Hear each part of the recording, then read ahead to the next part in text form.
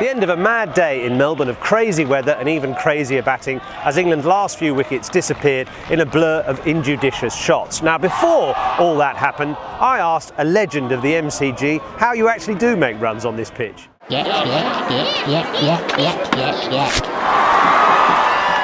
Now, to get some kind of lowdown on how to really bat at the MCG, I've got the expert, the world-renowned Dean Jones, good friend of mine, played for Durham, but also made 5,000 runs here at the MCG for Victoria, averaging over 60 with the highest of 324. So here's someone who does actually know how to bat at the MCG.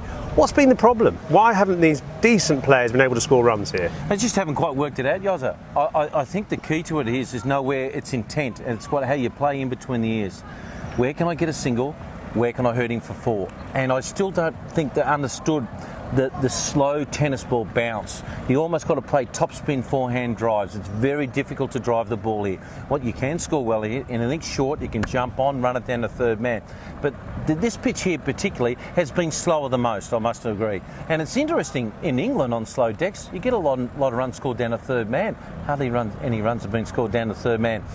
Are they looking for that shot a little bit more? They probably could play it. But ultimately, just for me, the way it's played, Yoz, I'm looking, when I'm talking my batsman between the wickets, I'm looking to drop the ball at my feet, quick one. It's about communication. That's where I get my run. That's how you get off strike to Mitchell Johnson.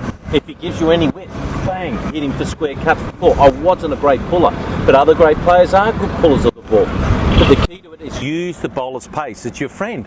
What about singles, pushing it for 1s and 2s?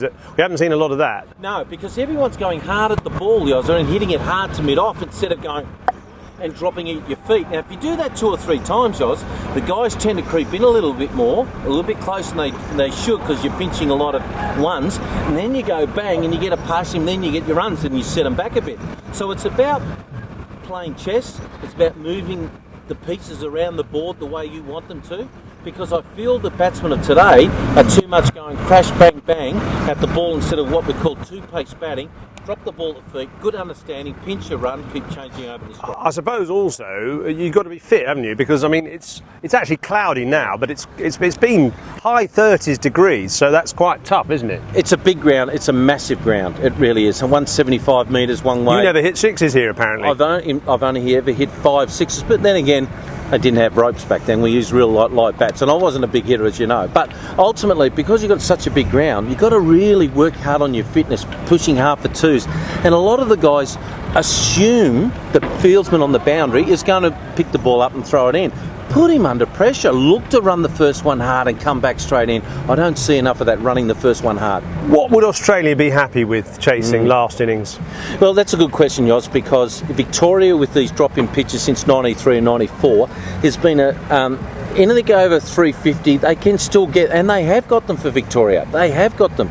The record here, run chase ever highest achieved, is 327. I think it was against you guys, obviously, in 1928-29, just when you were born. But ultimately, you can chase. This pitch won't deteriorate. It won't spin big. It won't run along the ground. It'll keep the same because it's got a good matting of grass. You're just trying to sound confident from Australia's point of view, really, aren't you? I think 300 is too much for this Australian team. Mind you, you're trying to give it to us, aren't you, with your running between the wickets and some shocking shots and hitting balls to mid-off. Don't you guys like winning? Winning don't you like? Not this year, we don't, no. But, by the time it gets to the 29th of December, I think we will like winning. Oh, will you? We'll wait and see, won't we? And that guy's woken up.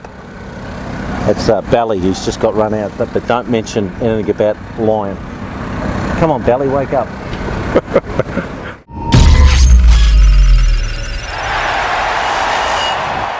Well, of course, in the end, England only set Australia 231. They lost their last 5 wickets for 6 runs. Nathan Lyon, 5 wickets on a ground actually where he used to be the groundsman only 3 years ago. How do you explain that? Well, it's interesting. He has an unusual style of bowling round the wicket, curving the ball away from the right-handers. No real excuse for getting out to him, but if you look at this ball, for instance, to Ian Bell, which was bowled from round the wicket, Bell's first ball, you can see it does curve, and then it even slants away off the pitch as well. What Bell was expecting was the ball was going to spin into him, and then he could turn it with the spin into the leg side, but because it stayed out there, curving across him, he finished up in the end, hitting against the ball, and a little bit of a curve caused the leading edge and a balloon catch to mid-off. And that's happened a few times to England, trying to work out how to play line from round the wicket. It's not really much of an excuse though for being bowled out for 179 on what is still a pretty flat pitch. They have to hope, England, that Australia's batsmen make the same silly mistakes as England's.